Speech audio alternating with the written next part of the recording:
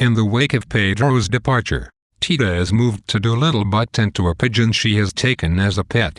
She grows despondent and ignores her duties in the household. During this time, federal troops raid the ranch.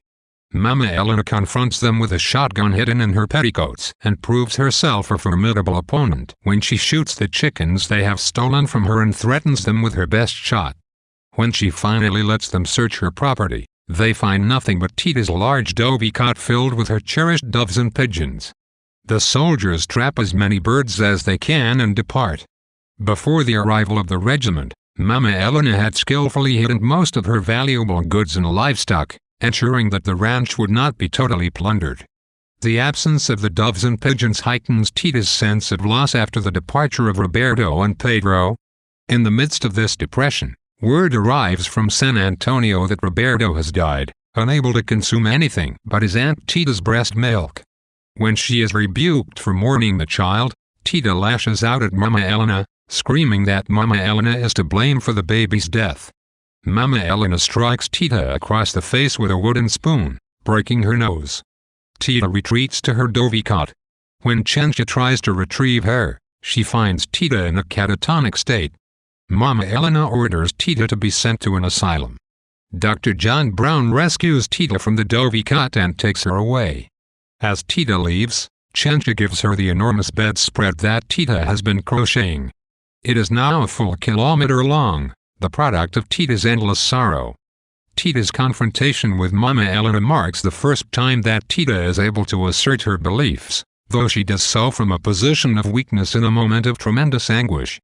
Her grief at learning of Roberto's death inspires Tita to challenge Mama Elena's cruelty, and she manages, tentatively, to establish the power of her voice. This proves important, as Tita soon retreats into silence, but eventually finds power over Elena by means of words. However, her bold protest here is not triumphant. Rather, Mama Elena rewards Tita with another beating. As with the beating after the spoiled wedding of Pedro and Rosara, Mama Elena's chief mechanism for countering Tita's rare moments of opposition to her is physical attack.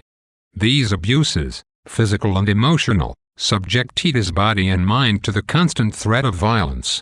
She is unable to exert control over her emotional and physical well-being. The domestic space, in which Tita is usually able to exercise some measure of power through her motherly activities, is now entirely hostile. The coupling of this watershed moment between Tita and Mama Elena with the raid of federal troops draws a parallel between the disruption of the ranch by outside forces and Mama Elena's aggression.